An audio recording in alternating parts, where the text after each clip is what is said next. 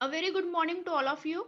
मैं Archana Singh Kher Nagar municipal secondary English school से।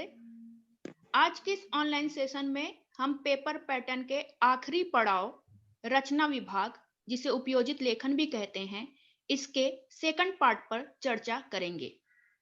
पिछले क्लास में हमने देखा कि रचना विभाग, जो कि कुल 26 अंकों के लिए पूछा जाता है, उसमें 5 घटक होते हैं और 5 घटक के लिए किस तरह से अंक निर्धारित किए गए हैं।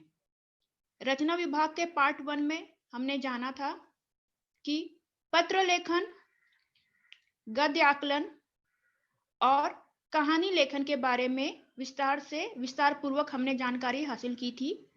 आज के इस ऑनलाइन सेशन में हम वृत्तांत लेखन, जो कि कहानी लेखन के ऑप्शन में ही पूछा जाता है, उसके बाद विज्ञापन लेखन और अंत में निबंध लेखन के बारे में जानकारी प्राप्त करेंगे। कुल अंक 26 जो कि रचना विभाग के लिए डिसाइडेड है। निर्धारित अंक 26 अंकों में से हम किस तरह से कम 15 अंक प्राप्त कर सकते हैं, इसके बारे में भी हम जानकारी प्राप्त करेंगे।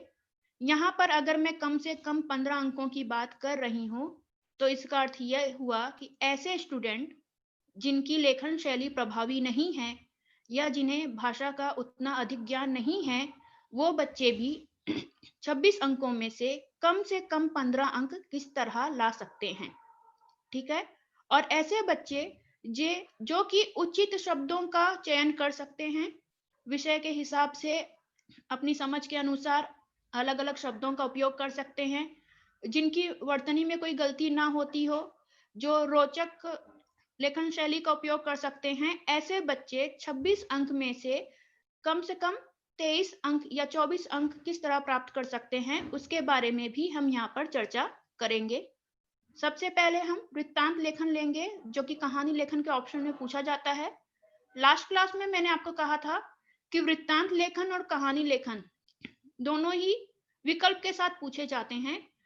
तो ऐसी क्या वजह है कि आपको कहानी लेखन की जगह पर वृत्तांत लेखन चूज करना या वृत्तांत लेखन को सेलेक्ट करना ज्यादा आसान होगा? मतलब आप वृत्तांत लेखन क्यों चुने? तो ये मैं आपको नेक्स्ट क्लास में बताऊंगी, ऐसे मैंने आपको कहा था। तो आज सबसे पहले हम वृत्तांत लेखन से ही शुरुआत करते हैं। कहानी लेखन के साथ विकल्प में वृत्तांत लेखन पूछा जाता है। 5 अंक के लिए ये होता है। सॉरी। वृत्तांत क्या होता है, पहले हम ये जान लेते हैं। किसी को सूचना देने के लिए किया गया किसी घटना का विस्तृत वर्णन। जैसे समाचार पत्र में हम pढ़ते हैं कि कहीं पर कोई भी इंसिडेंस होता है, कोई कार्यक्रम आयोजित किया जाता है, तो समाचार पत्र में हम पढ़ते हैं कि वो इंसिडेंस कब हुआ या वो कार्यक्रम कब आयोजित किया गया, किस डेट को मनाया गया या किस डेट को सेलिब्रेट किया गया। फिर उसके बाद उसमें कौन-कौन से मुख्य अतिथि आए थे, इसके बारे में हम उसमें पढ़ते हैं समाचार पत्र में। साथ ही किस उपलक्ष्य में वो कार्यक्रम आयोजित किया गया था और उसके बाद उसका समापन, स्वागत कैसे किया गया, समापन कैसे किया गया। तो ये इस तरह से किसी भी घटना के बारे में जो विस्तृत वर्णन हम करते हैं, उसे हम कहते हैं वृत्तांत। ठीक है। वृत्तांत के लिए एक दूसरा वर्ड भी है, प्रतिवेदन। हिंदी में वृत्तांत लेखन को प्रतिवेदन भी कहा जाता है। हालांकि आपके क्वेश्चन पेपर में वृत्तांत लिखिए या वृत्तांत तैयार कीजिए, इस तरह का प्रश्न पूछा जाता है। अब कहाँ-कहाँ पर हम वृत्तांत लेखन देखते हैं या कहाँ-कहाँ पर हम वृत्तांत तैयार करते हैं? तो जैसे कि मैंने पहले ही बताया, समाचार पत्र में, न्यूज़पेपर के लिए आप वृत्तांत तैयार करते हैं और सामयिक पत्रिकाओं के लिए भी वृत्तांत तैयार किए जाते हैं। सामयिक पत्रिकाओं का अर्थ होता है समय-समय पर पब्लिश होने वाली पत्रिकाएं, मैगजीन। जैसे आपकी वीकली मैगजीन होती है, मंथली मैगजीन होती है, quarterly magazine, half yearly, yearly magazine, जिसे हम हिंदी में साप्ताहिक पत्रिका, उसके बाद मासिक पत्रिका, त्रैमासिक, सहमासिक, अर्धवार्षिक, वार्षिक पत्रिका, इस तरह से कहते हैं। तो उसके लिए वृत्तांत तैयार किए जाते हैं। अब होता क्या है कि समाचार पत्र में जैसे कि रोज की जो घटना होती है, रोज जो इंसिडेंट्स होते हैं, उसके बारे में आपके वृत्तांत छपते हैं। आज कोई इंसिडेंस हुआ है, आज की कोई घटना है, तो उसके बारे में आपको कल पढ़ने के लिए मिलता है। सामयिक पत्रिकाओं में क्या हो जाता है, जैसे कि अगर वीकली मैगजीन है, तो उसमें पूरे हफ्ते भर में जो भी इम्पोर्टेंट कुछ भी घटना अगर घटी है, तो उसके बारे में आपको सामयिक पत्रिकाओं में पढ़ने के लिए मिल जाता है। मतलब वीकली है तो पूरे हफ्ते के हिसाब से, मंथली है तो पूरे महीने में जो भी इंपॉर्टेंट चीज जो भी हुआ है उसके बारे में आपको विस्तृत वर्णन, उसका विस्तृत वर्णन, डिटेल इंफॉर्मेशन आपको मिल जाती है। ठीक है, अब यहाँ पर हम वृत्तांत लेखन के लिए अंकों का वर्गीकरण किस तरह किया जाता है वो देखेंगे। हालांकि वृत्तांत लेखन में आपको अलग अलग मुद्दों के आधार पर अंक नहीं मिलते हैं, जैसा कि हमने कहानी लेखन में देखा था। कहानी लेखन में हमने देखा था कि हर एक मुद्दे के लिए अलग अंक डिसाइडेड होता है, जैसे शीर्षक के लिए अलग होता है, सीख के लिए अलग होता है। वैसे यहाँ पर नहीं होता है, लेकिन फिर भी ये लिखने में इजी होता है। विषयानुसार अभिव्यक्ति अगर हम करते हैं तो उसके लिए 2 अंक निश्चित होते हैं, मतलब विषय के हिसाब से, विषय के अनुसार अगर हम वृत्तांत लिखते हैं तो उसके लिए 2 अंक होता है। रोचक, सहज तथा प्रभावी भाषा आदि के लिए 2 अंक। ठीक है, फिर विषयानुरूप समापन अगर हम करते हैं तो उसके लिए 1 अंक। इस तरह से कुल कितने हुए? 5 अंक। अब जो एवरेज बच्चा है, जहां जो मैंने यहाँ पे कंसीडर किया है, जिसको 26 में से 15 अंक लेकर आना है, तो कैसे मिलेंगे उनके लिए? अगर आप ऐसे बच्चे अगर विषय के हिसाब से अभिव्यक्ति देते हैं, विषय के अनुसार से अपना वृत्तांत लिखते हैं तो उसके 2 अंक, और विषय के हिसाब से समापन करते हैं तो उसका 1 अंक। ये 3 अंक उन्हें कम से कम मिलते ही हैं। ठीक है, अब ये 3 अंक से हमारी दौड़ कहाँ पे होती है? 5 अंक के लिए। कम से कम 3 अंक, ज्यादा से ज्यादा 5 अंक। अब ये कम से कम 3 अंक और ज्यादा से ज्यादा 5 अंक के लिए हमको इस पर काम करना पड़ता है। रोचक, सहज तथा प्रभावी भाषा, ये तीनों चीज होनी चाहिए। उस वृत्तांत, जो भी वृत्तांत लिखा जा रहा है वो रोचक होना चाहिए, इंटरेस्टिंग होना चाहिए, सहज मतलब इजी टू अंडरस्टैंड होना चाहिए, प्रभावी भाषा होनी चाहिए, मतलब उसमें आपने जो वर्डों का चयन किया है, जो शब्दों का चयन किया है, वो प्रभावी होने चाहिए, इंप्रेसिव होने चाहिए। तो अगर आपको ये चीज भी आ जाती है तो आप 5 में से 5 अंक भी प्राप्त कर सकते हैं। आगे बढ़ते हैं। वृत्तांत लिखते समय कुछ बातें ध्यान देनी होती है। तो कौन कौन सी बातें जिस पर ध्यान दिया जाता है? वृत्तांत के विषय को भली भांति समझ लें और उसके आधार पर कच्ची रूपरेखा तैयार कर लें। जब भी आपको वृत्तांत लिखना है, ऐसा विषय को आता है एग्जाम में, तो पहले किस विषय पर आपको वृत्तांत लिखना है वो समझिए, और उसमें कौन कौन सी चीजें इंक्लूड करनी है उसके आधार पर एक रफ वर्क आप तैयार कर लीजिए। उसके बाद उचित घटनाक्रम के अनुसार वृत्तांत लिखना चाहिए। ठीक है, ये तो कॉमन सी चीज है कि अगर कोई इंसिडेंस होता है तो हम सबसे पहले क्या लिखते हैं कि शुरुआत कैसे हुई, शुरुआत कैसे हुई, फिर उसमें और क्या क्या हुआ, और लास्ट में हम क्या लिखते हैं? एंड कैसे हुआ। तो उचित घटनाक्रम के अनुसार शुरुआत कैसे हुई, समापन कैसे हुआ, उसके हिसाब से आपको वृत्तांत लिखना होता है। महत्वपूर्ण बातों का ही समावेश करना चाहिए, महत्वपूर्ण बातों का ही समावेश करना चाहिए। जैसे सपोज कि कहीं पे काव्य सम्मेलन, कवि सम्मेलन आयोजित किया गया हो, ठीक है, आपको उसके बारे में वृत्तांत लिखना है कि फला जगह पर कवि सम्मेलन आयोजित किया गया था। तो आपको वहां पर, अगर सपोज आपको पता भी है कि कवि सम्मेलन में कम से कम 30 से 40 कवियों ने पार्टिसिपेट किया था, तो भी आप जब वृत्तांत तैयार करते हो तो उसमें आप 30 से 40 सारे ही कवियों के बारे में नहीं लिखते हो। आपको क्या लिखना होता है? कुछ ही कवि, कुछ ऐसे कवि जो क्वाइट फेमस हैं, जो कुछ अच्छे प्रसिद्ध हैं, जिनके बारे में लोग जानते हैं, ऐसे ही कवियों के बारे में आप अपने वृत्तांत में लिखोगे कि ऐसे जाने माने ये कवि भी उसमें उपस्थित हुए थे और उन्होंने काव्य पाठ किया। सारी ही बातों का लिखना जरूरी नहीं है, केवल महत्वपूर्ण बातों का ही समावेश करना है। उसके बाद वृत्तांत में दिनांक, मतलब किस दिन आयोजित किया गया था प्रोग्राम, कोई भी समय, ठीक है, किस दिन, फिर उसके बाद समय कितने बजे, स्थान कौन सी जगह पर, कौन कौन व्यक्ति उसमें आए थे, व्यक्ति विशेष का स्पष्ट निर्देश होना चाहिए। इसके साथ ही वृत्तांत का सुंदर व सजीव वर्णन होना चाहिए। मतलब जब भी आपका लिखा हुआ वृत्तांत अगर कोई पढ़ रहा है, या आप ही अपना वृत्तांत लिखा हुआ अगर पढ़ रहे हो, तो आपको ऐसा फील होना चाहिए, ऐसा प्रतीत होना चाहिए कि आप घटना के समय वहां पर प्रेजेंट थे, उपस्थित थे। इस तरह से इतना सजीव वर्णन होना चाहिए।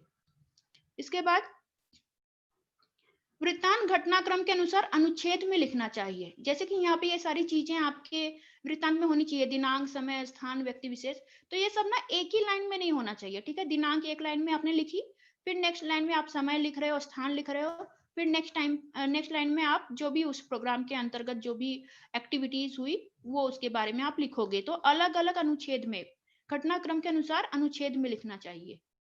इसके बाद अब यहाँ पर हम देखेंगे कि परीक्षा की दृष्टि से वृत्तांत लेखन के कौन कौन से विषय हैं। देखिए, जैसे कि हमने पहले ही जाना कि इसमें डेट का जानना, दिनांक, दिन जानना बहुत जरूरी होता है। तो तो हमें करना क्या होगा कि पूरे साल भर, पूरे 12 महीने में हमारे विद्यालय में जो डे सेलिब्रेट किए जाते हैं, वृत्तांत जो भी डेट सेलिब्रेट किए जाते हैं, वो वृत्तांत लेखन के विषय हो सकते हैं। ठीक है? जैसे 15 अगस्त मनाया जा रहा है, 26 गणतंत्र दिवस मनाया जा रहा है, टीचर्स डे शिक्षक दिवस मनाया जा रहा है, बाल दिवस चिल्ड्रंस डे मनाया जा रहा है, विज्ञान दिवस मनाया जा रहा है या राष्ट्रीय प्रेरणा दिवस मनाया जा रहा है। तो ये सारे ही विषय आपको करना क्या है, आपको एक पेज लेना है, पुलिस के पेपर लेना है, उस पे आपको सूची बनानी है। सूची में क्या होगा कि कौन सा डे किस दिन सेलिब्रेट किया जाता है और क्यों किया जाता है, उसके बारे में आपको लिखना होगा। यहाँ पर मैंने एग्जाम्पल दिया है, जैसे मैंने यहाँ पर लिखा है राष्ट्रीय युवा दिवस 12 जनवरी को मनाया जाता है, रिपब्लिक डे 26 जनवरी को मनाया जाता है, इंटरनेशनल वीमेंस डे अंतरराष्ट्रीय महिला दिवस 8 मार्च को मनाया जाता है, वर्ल्ड वाटर डे या विश्व जल दिवस 22 मार्च को मनाया जाता है। ये मैंने सिर्फ कुछ एग्जाम्पल दिए हैं, आपको ऐसी ही सूची बनानी है। सूची इसलिए बनानी है क्योंकि आपको एग्जाम में केवल इतना दिया जाता है कि विश्व जल दिवस पर वृत्तांत तैयार कीजिए। आपको विश्व जल दिवस मनाया कब जाता है उसके बारे में कोई भी जानकारी प्रश्न पत्रिका में नहीं दी जाती है। वो आपको पता होना चाहिए कि विश्व जल दिवस 22 मार्च को मनाया जाता है। ठीक है? एग्जाम में आपको डेट नहीं दिया जाएगा, सिर्फ कौन सा किस चीज को मतलब कौन सा समारोह आयोजित किया गया है, किसके बारे में वृत्तांत लिखना है, बस इतना ही बताया जाता है। तो यहाँ पे मस्ट होता है कि आपको डेट पता होनी चाहिए, इसलिए आपको ऐसी सूची बनानी है। हर मंथ वाइज, जैसे जून में 2 चीजें सेलिब्रेट होती हैं हमारे स्कूल में, एक होता है वर्ल्ड इन्वायरमेंट, दूसरा होता है 21 जून इंटरनेशनल योग डे। फिर उसके बाद 15 अगस्त में हम इंडिपेंडेंस डे स्वतंत्रता दिवस सेलिब्रेट करते हैं, 5 सितंबर को टीचर्स डे शिक्षक दिवस। इस तरह से आपको सूची बना लेनी है। सबसे पहला काम आपको ये करना है कि आपको सूची बनानी है, उसमें कौन से दिन क्या सेलिब्रेट किया जाता है वो लिखना है और किस लिए सेलिब्रेट किया जाता है वो भी लिखना है। ठीक है? ये इतना आपको लिखना है। अब जैसे यहाँ पे मैंने लिया है, ये विदाई समारोह है। ठीक है?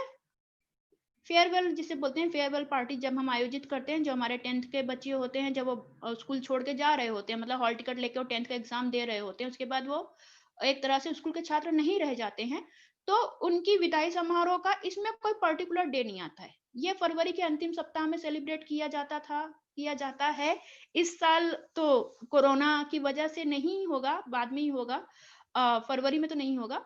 तो इसमें नॉर्मली एक कॉमन ईयर अगर हम पकड़ते हैं, नॉर्मल ईयर पकड़ते हैं, तो फरवरी के अंतिम सप्ताह में हम फेयरवेल पार्टी का आयोजन करते हैं, विदाई समारोह। तो इसमें अंतिम सप्ताह का कोई भी डे आता है। ठीक है?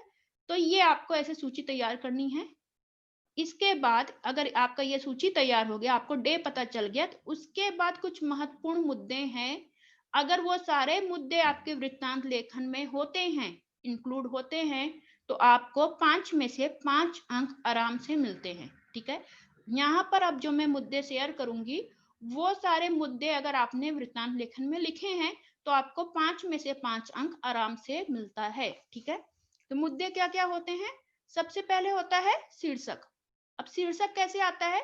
जो विषय दिया गया है उसके हिसाब से आपका शीर्षक डिसाइड होगा। शीर्षक मतलब टाइटल। ठीक है? जो भी वृत्तांत लेखन का विषय है उसके हिसाब से आपको शीर्षक लिखना होता है। विषय पर ही शीर्षक आधारित होता है। फिर दूसरा, कहाँ, मतलब कहाँ पर आयोजित किया गया। देखो नॉर्मली ये सारी ही चीजें स्कूल में आयोजित की जाती है। ठीक है? लेकिन अब स्कूल कहाँ पर है, मतलब मुंबई में है, पुणे में है, कोल्हापुर में है, सोलापुर में है, अमरावती में है, कहाँ पर है वो। ठीक है? जगह। ओके? उसके बाद फिर कब, दिनांक, कौन से दिन सेलिब्रेट किया जाता है वो। उसके बाद प्रसंग, घटना, क्या घटना था या क्या प्रसंग था जिसके लिए वो डे सेलिब्रेट किया गया। जैसे अगर टीचर्स डे सेलिब्रेट किया गया 5 सितंबर को, तो क्यों 5 सितंबर को ही क्यों सेलिब्रेट किया गया, क्योंकि उस दिन टीचर्स डे होता है। ठीक है? फिर उसके बाद कार्यक्रम अध्यक्ष, विशेष अतिथि, इनका लिखना बहुत जरूरी होता है।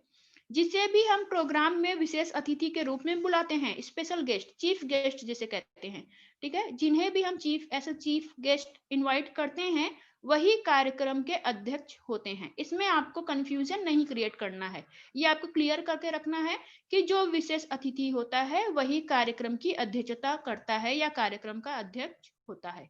ठीक है? इसमें आपको कोई भी कंफ्यूजन नहीं रखना है अपने मन में, ये क्लियर करना है। उसके बाद कार्यक्रम की शुरुआत कैसे होती है, स्वागत होता है। अब जो चीफ गेस्ट आया है, चीफ गेस्ट जिसे भी बुलाया गया उसका स्वागत किया जाएगा। उससे ही कार्यक्रम की शुरुआत होगी। फिर और जो भी प्रोग्राम कार्यक्रम के अंदर होंगे वो सारे। उसके बाद कार्यक्रम अध्यक्ष द्वारा भाषण। ये जो कार्यक्रम अध्यक्ष हैं, जो विशेष अतिथि हैं, वो एक भाषण देंगे, ठीक है, एक छोटा सा स्पीच देंगे, 2 शब्द कहेंगे, जिससे भी रिलेटेड प्रोग्राम, जिस प्रोग्राम के लिए उन्हें बुलाया गया है उससे संबंधित विषय पर ही वो अपना स्पीच देंगे या भाषण देंगे। उसके बाद फिर यहाँ पे आता है लास्ट में आभार या समापन। सब प्रोग्राम हो जाता है, कार्यक्रम खत्म होता है, तो जो स्कूल के विद्यालय के जो मुख्याध्यापक हैं वो आभार व्यक्त करते हैं, जिसे वोट ऑफ थैंक्स हम कहते हैं, कि आप सभी लोग अपना समय निकाल कर आए, इसके लिए बहुत बहुत धन्यवाद। और फिर समापन होता है। तो ये सारे मुद्दे अगर आपके वृत्तांत लेखन में आते हैं तो आपको 5 में से 5 अंक आराम से मिलते हैं। अब इन मुद्दों को कैसे लिखना है ये हम प्रश्न के हिसाब से, प्रश्न के अनुसार जानेंगे, ठीक है। तो यहाँ पर मैंने एक प्रश्न कंसीडर किया है, क्वेश्चन लिया है आपके क्वेश्चन पेपर से।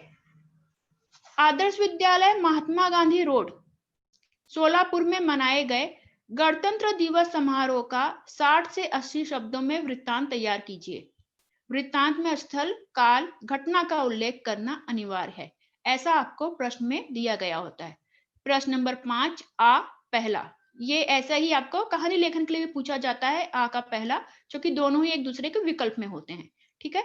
आदर्श विद्यालय महात्मा गांधी रोड सोलापुर में मनाए गए गणतंत्र दिवस समारोह का 60 से 80 शब्दों में वृत्तांत तैयार कीजिए। वृत्तांत में स्थल, काल, घटना का उल्लेख करना अनिवार्य है। कुल अंक कितने हैं आपके? 5 अंक।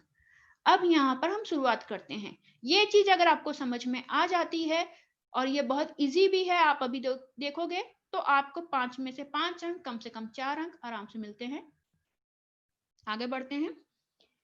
गणतंत्र दिवस का शानदार समारोह, हमने अपने उसमें अभी पिछले स्लाइड में हमने देखा कि सबसे इंपॉर्टेंट जो होता है, सबसे पहले क्या आता है? शीर्षक, ठीक है। ये जो शीर्षक है ये विषय के ऊपर है। यहाँ पे विषय क्या दिया गया है? गणतंत्र दिवस समारोह। अगर यहाँ पे विषय होता शिक्षक दिवस समारोह तो यहाँ पे क्या आ जाता? शिक्षक दिवस। अब यहाँ पर आपको आगे नोटिस करना है कि इस पूरे वृत्तांत में जो भी रेड फॉन्ट में लिखा गया है केवल वो चेंज होगा, जो ब्लू फॉन्ट में लिखा गया है या ब्लू कलर में लिखा गया है वो चेंज नहीं होने वाला है, ठीक है। यहाँ पे पूरे वृत्तांत में जितनी भी चीज ये रेड फॉन्ट से लिखी गई है वो चेंज होगी। यहाँ पे क्या है? गणतंत्र दिवस का शानदार समारोह। अगर गणतंत्र दिवस की जगह पर विषय में दिया गया होता शिक्षक दिवस तो हम लिखते हैं शिक्षक दिवस का शानदार समारोह। शिक्षक दिवस की जगह अगर विज्ञान दिवस होता तो विज्ञान दिवस, ठीक है।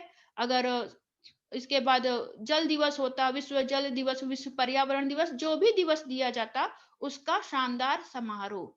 जब आप शानदार समारोह लिखते हो तो इसका मतलब आप प्रभावी लेखन शैली का उपयोग कर रहे हो। ये जो शब्द हैं ये प्रभाव डालते हैं आपके वृत्तांत में, तो हम उस पर भी काम कर रहे हैं। जो हमने देखा था ना बीच का 2 जो अंक होता है जो रोचक और प्रभावी लेखन शैली पर मिलता है, हमें उस पर भी काम करना है, इसलिए हम यहाँ पर शानदार समारोह लिख रहे हैं। ये तो ऐसे भी हो सकता है ना, गणतंत्र दिवस का आयोजन किया गया, लेकिन हम उसका हेडिंग अच्छा डालेंगे, शानदार समारोह, और ये कॉमन रखेंगे। सारे ही वृत्तांत के लिए हम ऐसा लिख सकते हैं, शानदार समारोह, क्योंकि कोई भी डे हम जो सेलिब्रेट करते हैं वो बहुत ही शानदार तरीके से, बहुत ही अच्छे तरीके से सेलिब्रेट करते हैं, तो शानदार समारोह हम उसका हेडिंग डाल सकते हैं। फिर उसके बाद हमने देखा था, उसके बाद हमें एक चीज जो कॉमन है यहाँ पे, ये सारे ही वृत्तांत में आपको लिखना ही है, कार्यालय प्रतिनिधि। जहां पे भी आप शीर्षक लिखोगे उसके नीचे आपको कार्यालय प्रतिनिधि लिखना ही लिखना है, अनिवार्य है। कार्यालय प्रतिनिधि मतलब जो ये वृत्तांत तैयार किया गया है वो जो कार्यालय के प्रतिनिधि थे, रिप्रेजेंटेटिव थे ऑफिस के, उनके द्वारा जानकारी पे तैयार किया गया, ठीक है, कार्यालय प्रतिनिधि। यहाँ पे आप मात्रा देख लो, सब में छोटी ई की मात्रा है, मतलब आपको ये मिस्टेक नहीं करनी है। आप वृत्तांत लिख रहे हो तो आपको ये 2 शब्द अच्छे से विदाउट एनी मिस्टेक लिखने आना ही चाहिए। इसके बाद हमने देखा कि कहां पर और कब, ठीक है। तो यहाँ पे हमें एड्रेस में क्या दिया गया है तो ये विद्यालय आदर्श विद्यालय ही है, लेकिन कहां पर है? सोलापुर में है। तो कहां? सोलापुर। और कब? तो यहाँ पे हम 27 जनवरी डेट डालेंगे, जो कि वृत्तांत हम जो तैयार करते हैं वो नेक्स्ट डे पब्लिश होता है। न्यूज़पेपर में हमें एक दिन पहले की खबर पढ़ने के लिए मिलती है। गणतंत्र दिवस 26 जनवरी को मनाया जाता है, इसलिए यहाँ पे डेट क्या आएगी? 27 जनवरी। अगर यहाँ पे शिक्षक दिवस होता तो 5 सितंबर को मनाया जाता है, यहाँ पे डेट क्या आती? 6 सितंबर, ठीक है। तो ये आपको एक ध्यान देना है कि जिस दिन कोई डे सेलिब्रेट किया गया है उसके नेक्स्ट डे वो वृत्तांत छप रहा है, इसके लिए नेक्स्ट डे की डेट यहाँ पे आएगी। ओके, यहाँ तक हो गया। ये भी रेड फॉन्ट में है, ये भी आपका विषय के हिसाब से चेंज होगा। अगर यहाँ पे सोलापुर की जगह कोल्हापुर अमरावती दिया गया होता तो आप वो लिखते। यहाँ पे गणतंत्र दिवस की जगह स्वतंत्रता दिवस दिया गया होता तो 15 अगस्त की जगह पे यहाँ पे आप 16 अगस्त लिखते। ठीक है, ये आपको समझ में आ गया। इसके बाद फिर ये जो रेड फॉन्ट में लिखा है ये भी आपको विषय में से ही लेना है। सोलापुर के आदर्श विद्यालय, कहां पर है ये आदर्श विद्यालय? सोलापुर में। ठीक है, सोलापुर के आदर्श विद्यालय महात्मा गांधी रोड, सोलापुर के आदर्श विद्यालय महात्मा गांधी रोड के प्रांगण में। ठीक है, प्रांगण में मतलब एरिया में। ये हम प्रभावी जो शब्द लिखना है, इम्पैक्ट मतलब जो इंप्रेसिव वर्ड है वो लिखना है हमको, इसके लिए हम यहाँ पे प्रांगण लिख रहे हैं। नहीं तो गांधी रोड पर भी मनाया गया, मतलब एड्रेस आपने दे दिया तो वहां पे भी मनाया गया, लेकिन हम प्रांगण क्यों लिख रहे हैं? क्योंकि वो थोड़ा इंप्रेसिव लगना चाहिए। मैं कल 26 जनवरी को, अब कब मनाया गया था गणतंत्र दिवस? 26 जनवरी को। हम कल क्यों लिख रहे हैं? क्योंकि ये खबर नेक्स्ट डे छप रही है, 27 तारीख को छप रही है। तो सोलापुर के आदर्श विद्यालय महात्मा गांधी रोड के प्रांगण में कल 26 जनवरी को बड़े जोश और उमंग के साथ, ये भी आपकी प्रभावी लेखन शैली होती है, बड़े जोश और उमंग के साथ, मतलब ही बड़े जोर शोर में आपने गणतंत्र दिवस का शानदार आयोजन किया गया। ये विषय से हमने लिया है गणतंत्र दिवस। शिक्षक दिवस होता तो शिक्षक दिवस, विज्ञान दिवस होता तो विज्ञान दिवस, कोई भी डे, वाचन प्रेरणा दिवस होता तो वाचन प्रेरणा दिवस, सारा ही दिवस हम कैसे मनाते हैं? बड़े जोश और उमंग के साथ, है ना, एक्साइटमेंट के साथ सेलिब्रेट करते हैं। तो ये प्रभावी भाषा हो गई, बड़े जोश और उमंग के साथ गणतंत्र दिवस का शानदार आयोजन किया गया। इसके बाद समारोह के अध्यक्ष जाने माने मतलब वेल नोन, ये भी एक प्रभावी शब्द हुआ। जाने माने भूतपूर्व पुलिस आयुक्त श्री डी.के. बनर्जी जी थे। अब यहाँ पे मैंने जो रेड फॉन्ट में लिखा है भूतपूर्व पुलिस आयुक्त, ये जो पद है, जो भी अतिथि हैं उनका जो पद है, ये डिपेंड करता है कि आपका विषय कैसा दिया गया है। अगर यहाँ पे गणतंत्र दिवस की जगह शिक्षक दिवस दिया जाता तो हम यहाँ पर शिक्षा मंत्री लिख सकते थे, भूतपूर्व शिक्षा मंत्री, या फिर भूतपूर्व हटा देते, भूतपूर्व मतलब रिटायर्ड। ठीक है, या फिर हम केवल शिक्षा मंत्री भी लिख सकते थे, या फिर विद्यालय के पुराने भूतपूर्व प्रधानाचार्य। ठीक है, अगर शिक्षक डे सेलिब्रेट करते तो। अब यहाँ पे नाम आपको काल्पनिक लेना है, इन्हीं को, ये जो श्री डी.के. बनर्जी जो नाम मैंने लिखा है, ये पुलिस आयुक्त भी बन जाएंगे, यही टीचर भी बन जाएंगे, यही समाज सेवक भी बन जाएंगे, सब यही बन जाएंगे। ठीक है, डी.के. बनर्जी, आपको एक काल्पनिक नाम चूज करना है, चाहे वो डी.के. बनर्जी हो, चाहे वो यस्सी मुखर्जी हो, वो आपके ऊपर डिपेंड करता है कि आप कौन सा नाम चूज करते हो। लेकिन बी श्योर, मेक श्योर कि आप उनका नाम लिखने में कोई गलती नहीं कर रहे हो। ऐसे किसी व्यक्ति का नाम आपको यहाँ पे सेलेक्ट कर लेना है, और वो उनका पद जो है वो विषय के हिसाब से आपको चेंज करना है। फिर आगे, कार्यक्रम की शुरुआत ध्वजारोहण के साथ राष्ट्रगान से हुई। ठीक है, हमको पता है 15 अगस्त और 26 जनवरी के दिन हम क्या करते हैं? फ्लैग होस्टिंग करते हैं, उसके बाद नेशनल एंथम, राष्ट्रगान मतलब नेशनल एंथम, जनगण मन, ये गाते हैं। तो कार्यक्रम की शुरुआत ध्वजारोहण के साथ राष्ट्रगान से हुई। केवल और केवल 15 अगस्त और 26 जनवरी के कार्यक्रम की शुरुआत ध्वजारोहण के साथ राष्ट्रगान से होती है। बाकी सारे ही डेज की, सारे ही दिनों की शुरुआत, जितने भी कार्यक्रम होते हैं उसकी शुरुआत सरस्वती वंदना से होती है। ठीक है, ये आपको एक ध्यान रखना है। कार्यक्रम में विद्यार्थियों ने कई नाटक व देशभक्ति गीत प्रस्तुत किए। अगर यहाँ पे 15 अगस्त और 26 जनवरी का विषय नहीं होगा तो हम ऐसे लिख सकते हैं, कई नाटक या गीत प्रस्तुत किए। देशभक्ति गीत क्यों है? क्योंकि हम गणतंत्र दिवस सेलिब्रेट कर रहे हैं, या फिर 15 अगस्त सेलिब्रेट करते हैं तो हम देशभक्ति गीत गाते हैं। अदरवाइज हम नाटक या गीत और गीत भी प्रस्तुत करते हैं, नृत्य प्रस्तुत करते हैं, भाषण प्रस्तुत करते हैं, जैसा लिखना हो। उसके बाद ये जो है ना, ये एज इट इज आएगा। ठीक है, ये पूरी की पूरी लाइन आपको एज इट इज हर एक वृत्तांत लेखन में आपको लिखना है। विद्यालय के मुख्याध्यापक श्री राय बहादुर दिनकर जी ने अध्यक्ष महोदय का स्वागत किया और उनका परिचय दिया। ये लाइन आपको एज इट इज लिखना है। श्री राय बहादुर दिनकर ये काल्पनिक नाम है, इसकी जगह आप अपने मुख्याध्यापक का नाम भी लिख सकते हो, आपकी मर्जी है। लेकिन आपको इतना करना है कि आप जब वो नाम लिख रहे हो तो नाम में आपको कोई गलती नहीं करनी है। तो बेटर क्या है, आप एक काल्पनिक नाम कोई भी चूज कर लीजिए और उन्हें विद्यालय के मुख्याध्यापक बना सकते हैं। विद्यालय के मुख्याध्यापक श्री राय बहादुर दिनकर जी ने अध्यक्ष महोदय का स्वागत किया और उनका परिचय दिया। अध्यक्ष महोदय ने भाषण दिया, ये लाइन भी ऐसी लिखना है। अब जिसको 5 में 5 पूरे अंक चाहिए वो भाषण में उन्होंने क्या कहा वो अगर लिख देते हैं तो उनको 5 में 5 पूरा अंक मिलता है। अगर आप बस इतना लिखते हो कि अध्यक्ष महोदय ने भाषण दिया, तो आपको इसमें अंक मिलेंगे, मतलब ये गलत नहीं है, लेकिन वो पूरा कंप्लीट नहीं होगा, क्योंकि भाषण में क्या बोला, कुछ तो बोला होगा ना भाई।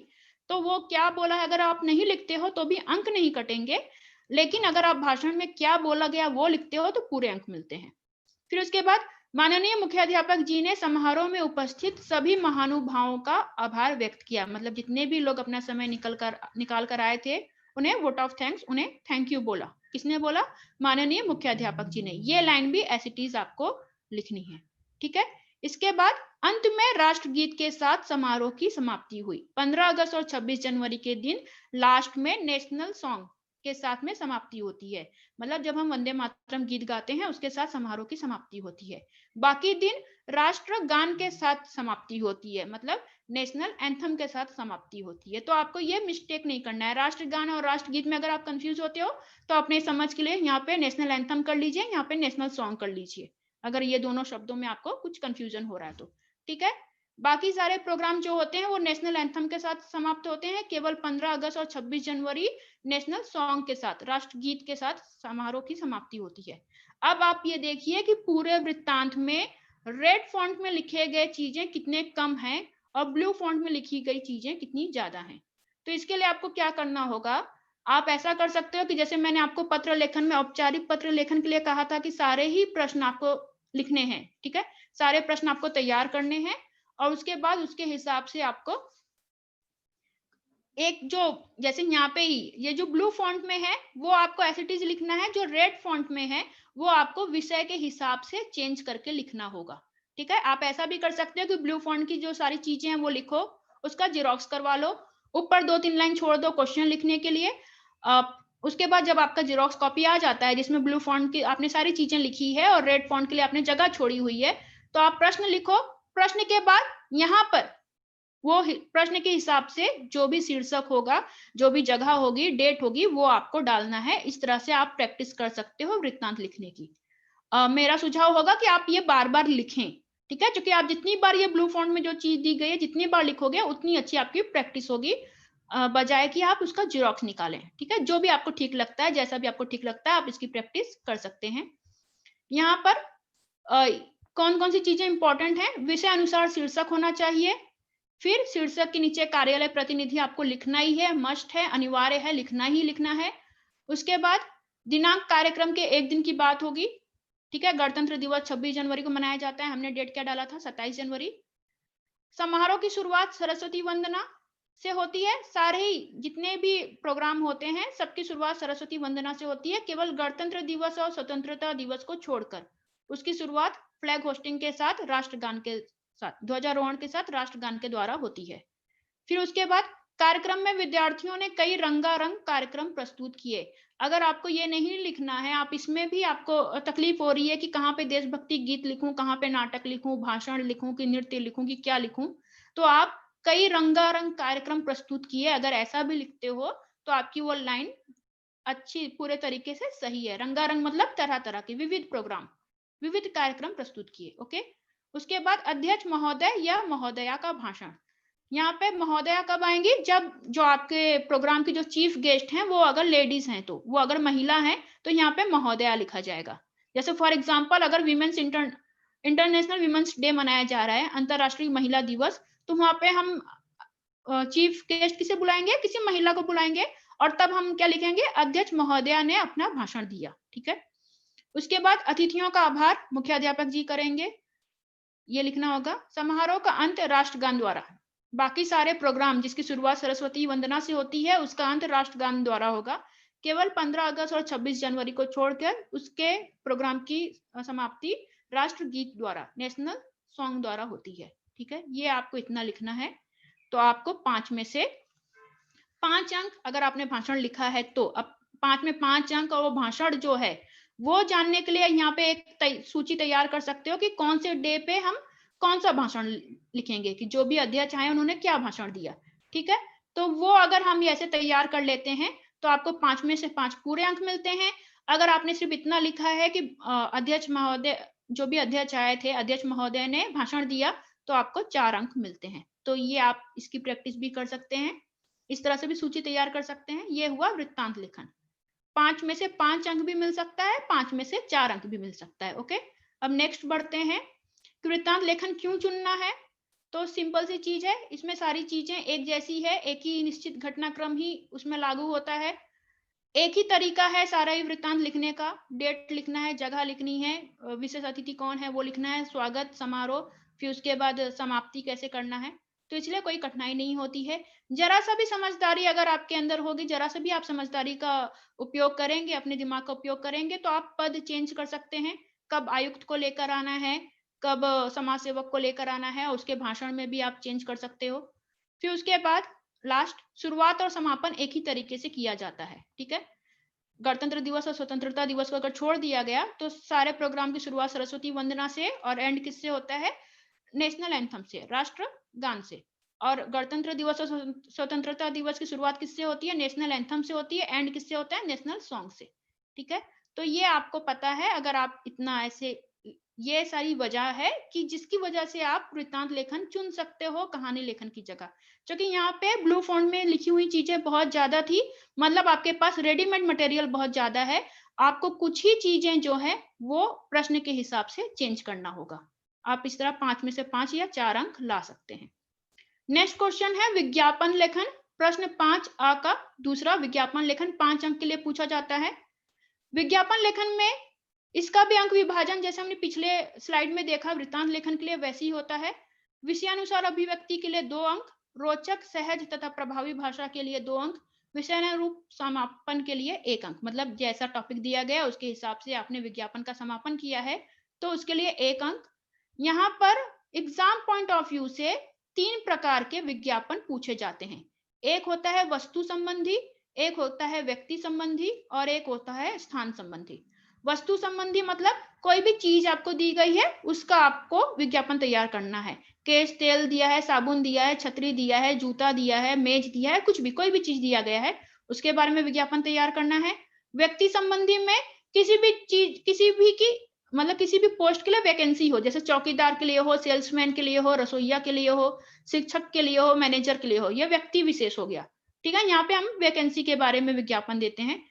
फिर स्थान संबंधी, अगर कोई भी जगह है जो खरीदनी है या बेचनी है उसके हिसाब से अगर विज्ञापन तैयार करना है तो उससे हम क्या कहेंगे, स्थान संबंधी। ठीक है, इसके बाद अब इसमें विज्ञापन लिखते समय क्या जरूरी है, विज्ञापन में क्या होना चाहिए वो देखते हैं। किन मुद्दों का समावेश हो, पहला तो शीर्षक होना चाहिए, चाहे वो वस्तु संबंधी हो, चाहे व्यक्ति संबंधी हो, चाहे स्थान संबंधी हो, उसमें एक शीर्षक होना जरूरी होता है, टाइटल जिसे बोलेंगे वो होना जरूरी होता है।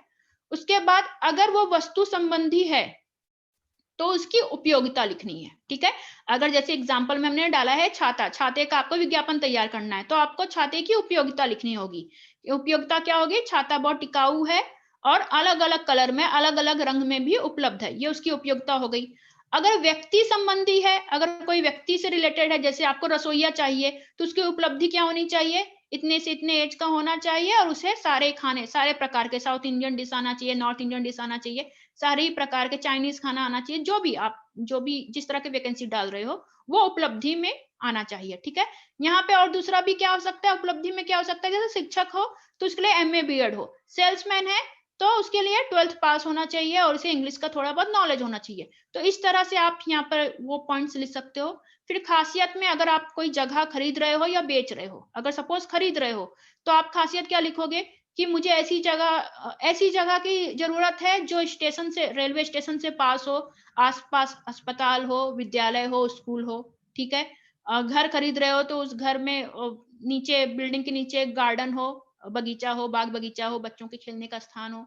ठीक है, तो इस तरह से ये खासियत, ये डिपेंड करता है कि किस टॉपिक पर आपका विज्ञापन पूछा गया है। ओके, जैसे ये है वैसे ही नेक्स्ट पॉइंट भी होता है।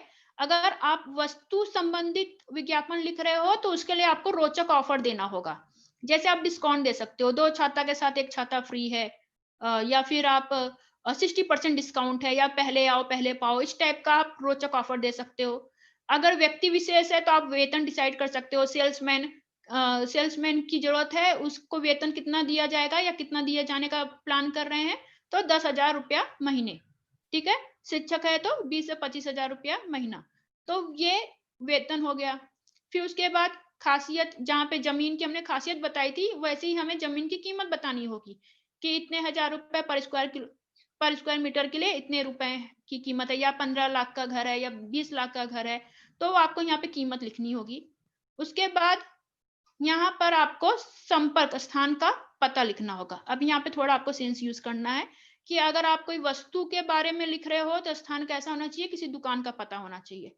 अगर यहाँ पे आप सेल्समैन को ढूंढ रहे हो तो यहाँ पे विद्यालय का पता नहीं देना है। विद्यालय का पता कब देना है, अगर शिक्षक की जरूरत है तो आप विद्यालय का मतलब स्कूल का पता दोगे ना, शिक्षक चाहिए तो। अब शिक्षक चाहिए, आप होटल का एड्रेस दे रहे हो तो वो गलत हो गया। होटल का एड्रेस कब दोगे, जब आपको रसोईया चाहिए, ठीक है।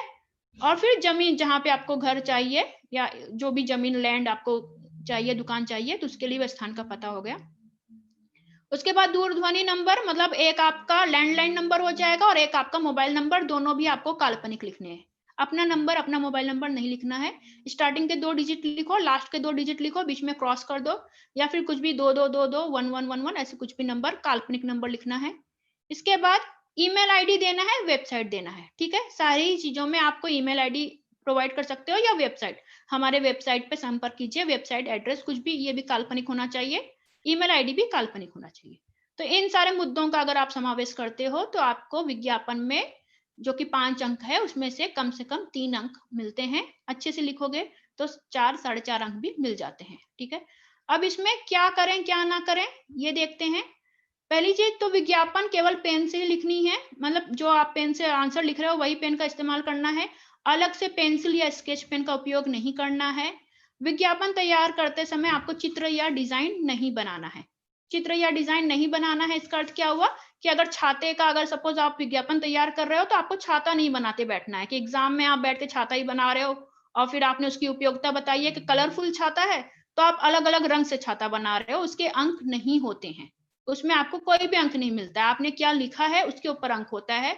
और इसमें और एक चीज इंपॉर्टेंट होती है, जब आप आउटलाइन करते हो तो वो पेंसिल से या स्केच पेन से नहीं करना है। जिस पेन से आप कर रहे हो, जिस पेन से लिख रहे हो, उसी पेन से ही आउटलाइन करना है।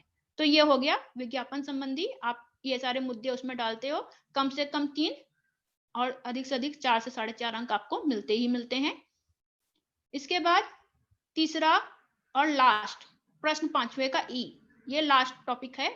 रचना विभाग का लास्ट टॉपिक जो कि है निबंध लेखन, ठीक है। निबंध आपको पता ही है, आपने निबंध के बारे में पढ़ा ही है कि निबंध क्या होता है। एक बंधी हुई रचना होती है, गद्य लेखन की विधा होती है।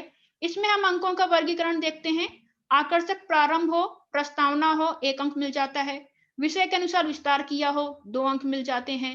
मुहावरेदार तथा रोचक भाषा शैली हो, मतलब आपने निबंध में मुहावरों का उपयोग किया है या कहावतों का उपयोग किया है या स्लोगन लिखा है। 2 लाइन का आपने जो बोलते ना स्टेटमेंट, मतलब 2 लाइन का आपने स्लोगन तैयार किया है तो उसके लिए अंक हो जाते हैं। फिर निष्कर्ष समापन, इसके लिए 2 अंक। इस तरह से कुल 7 अंक के लिए निबंध पूछे जाते हैं, ठीक है। अब निबंध टोटल आपके एग्जाम में जो होते हैं किस तरह के, मतलब एग्जाम पॉइंट ऑफ व्यू से अगर हम देखेंगे परीक्षा की दृष्टि से, तो निबंध लेखन के 5 टाइप हैं आपके पाठ्यक्रम में। 5 टाइप हैं। पहला है आत्मकथनात्मक, दूसरा है वैचारिक, तीसरा है वर्णनात्मक, चौथा है चरित्रात्मक और 5वां होता है कल्पना प्रधान। ये 5 टाइप के आपको निबंध एग्जाम पॉइंट ऑफ व्यू से दिए जाते हैं। इन 5 में से कोई 3 एग्जाम में दिया जाता है और वो 3 में से किसी एक पर आपको लिखना होता है। टोटल 5 प्रकार हैं, 5 में से 3 एग्जाम में पूछा जाएगा, 3 में से किसी एक पर आपको लिखना होता है। यहाँ पर उदाहरण देखते हैं।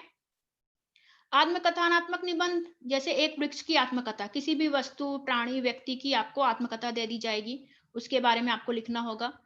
वैचारिक निबंध मतलब जिसमें आप सोचते हो, आपके विचार व्यक्त करते हो। वैचारिक सोचनी, जिसपे आपको थिंकिंग करना होता है। बेटी बचाओ बेटी पढ़ाओ, या जल ही जीवन है, या फिर भ्रष्टाचार एक कलंक है, ठीक है, दहेज एक अभिशाप, इस तरह के विषय वैचारिक निबंध में आते हैं। फिर उसके बाद वर्णनात्मक निबंध, मेले में बिताया 1 घंटा, रेलवे स्टेशन पर बिताया 1 घंटा, ठीक है। इस तरह का वर्णनात्मक निबंध आपको वर्णन करना होता है कि कैसे 1 घंटा बिताया है या क्या किया है। चरित्रात्मक निबंध, मेरा प्रिय खिलाड़ी, ये चरित्र के ऊपर डिपेंड होता है, ठीक है, कोई भी कैरेक्टर के ऊपर। तो ये मेरा प्रिय खिलाड़ी, या मेरा प्रिय नेता, मेरा प्रिय अभिनेता, मेरा प्रिय समाज सेवक, मेरा प्रिय वैज्ञानिक, इस तरह की कुछ ही टॉपिक्स में लिमिटेड होते हैं। उस तरह का आपको आ सकता है। और कल्पना प्रधान निबंध, यदि परीक्षाएं ना होती तो, इसमें आपको कल्पना करना है, एकदम अच्छे से बढ़िया कल्पना करना है। हाँ? यदि परीक्षाएं ना होती तो, यदि विद्यालय ना होते तो, यदि टीचर्स ना होते तो, कल्पना है भाई ना, कुछ भी किसी भी तरह का इसमें पूछा जा सकता है। यदि मैं शिक्षा मंत्री होता, यदि मैं प्रधानमंत्री होता, ठीक है, यदि मेरा घर अंतरिक्ष में होता, तो इस तरह के कल्पना प्रधान निबंध हैं। इन 5 में से कोई भी 3 एग्जाम में दिया जाता है और उसमें से आपको कोई एक करना होता है।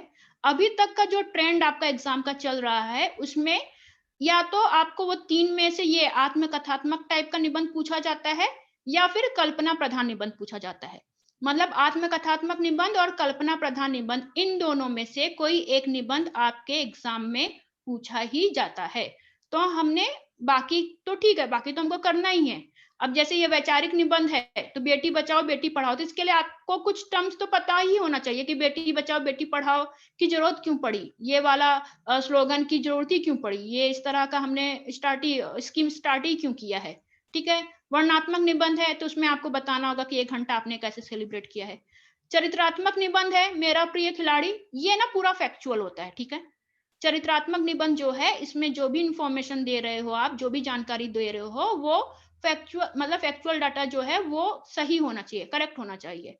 आप कुछ भी अपने मन से नहीं ले सकते हो। मेरा प्रिय खिलाड़ी, अगर आप MS धोनी के बारे में लिख रहे हो तो आपको लिखना होगा कि MS धोनी का जन्म कब हुआ, कहाँ हुआ। ठीक है।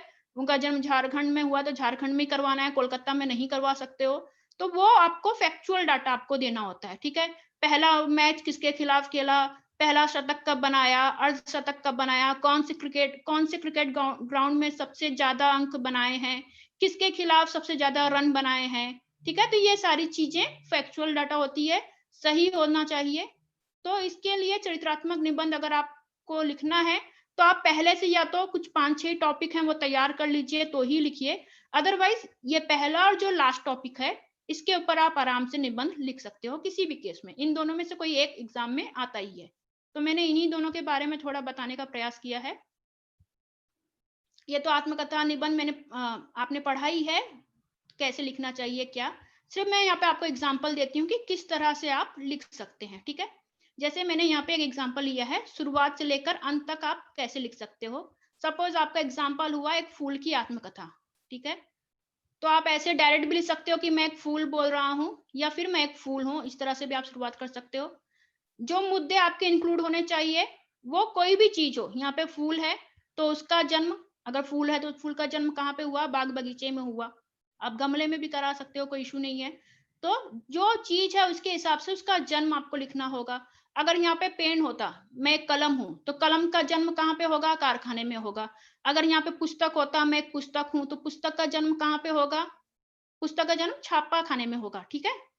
फिर अगर यहाँ पे मैं एक वृक्ष हूँ, मेरा जन्म पहाड़ों पर हुआ, मैदानों में हुआ, कहीं पे जहाँ पे भी आपको वृक्ष का जन्म करना है, या फिर नदी हुई तो पहाड़ों पर मेरा जन्म हुआ। उसके बाद फिर सेकंड पॉइंट, रूप रंग और विशेषता।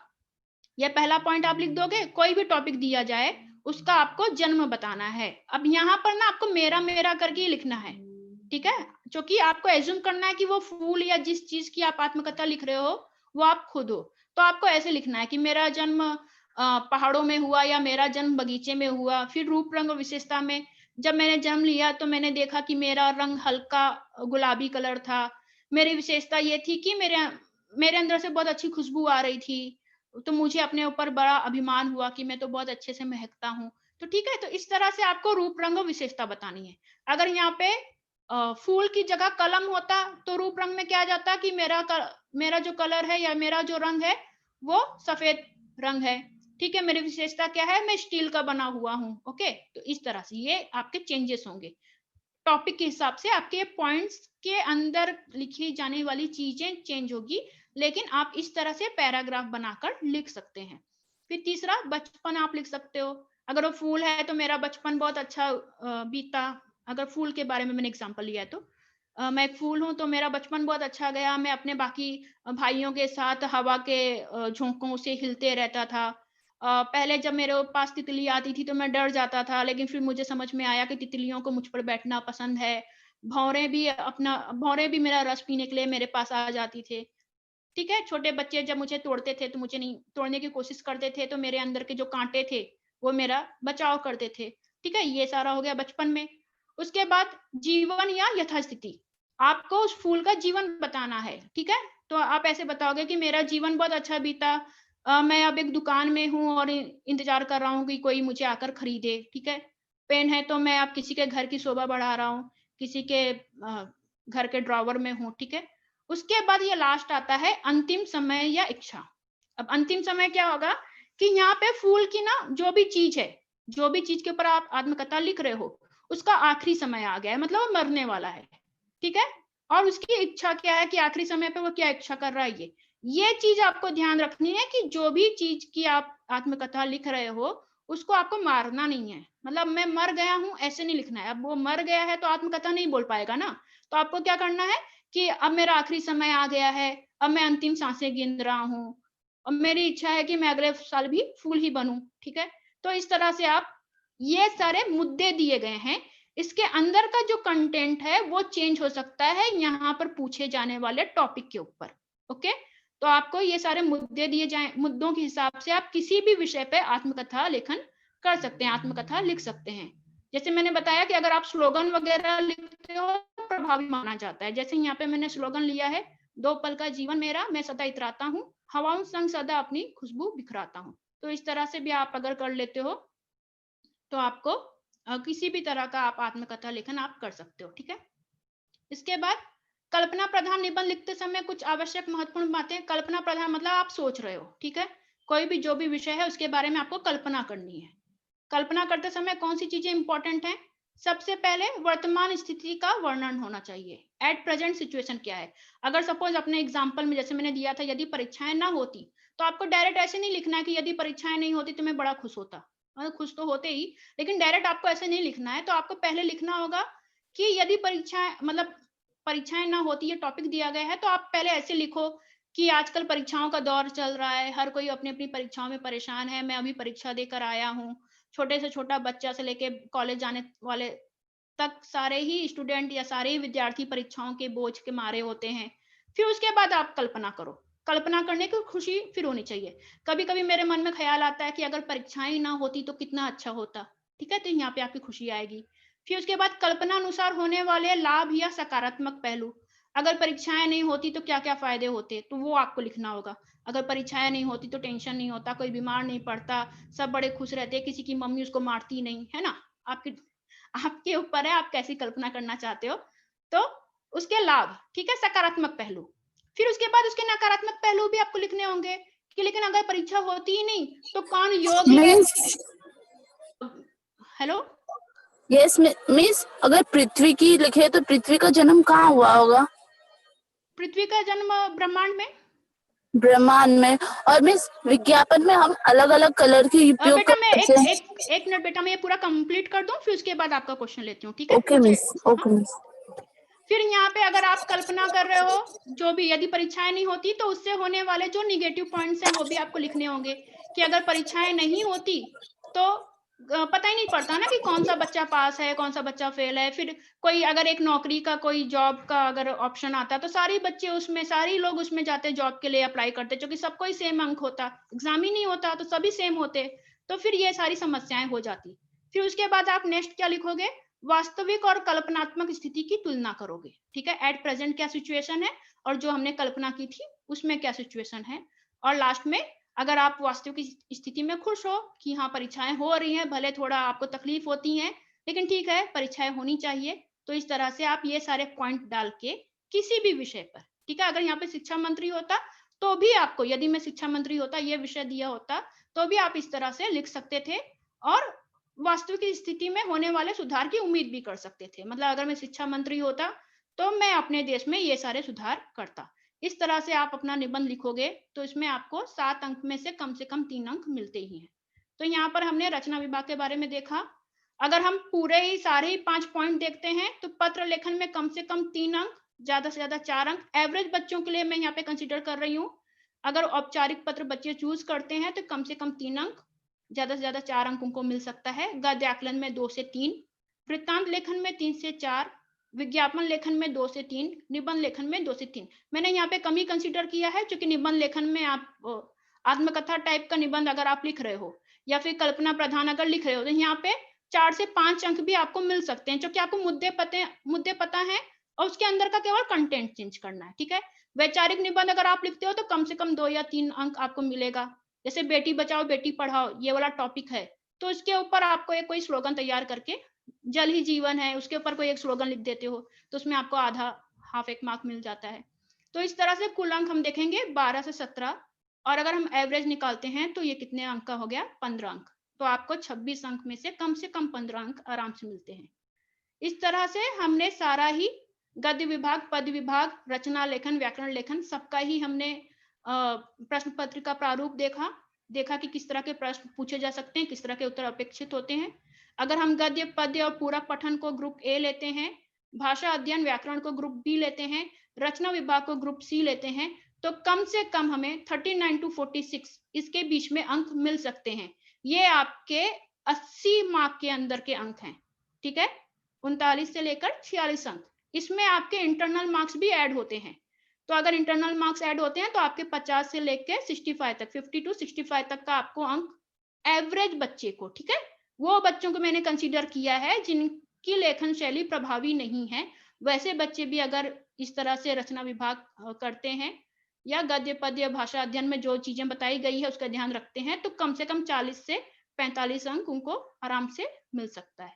ठीक है, तो इसी उम्मीद के साथ कि आपके आने वाले परीक्षाओं में आप बहुत अच्छे अंकों से उत्तीर्ण हो, मैं यहाँ पर ये सेशन खत्म करती हूँ। धन्यवाद। Thank you ma'am.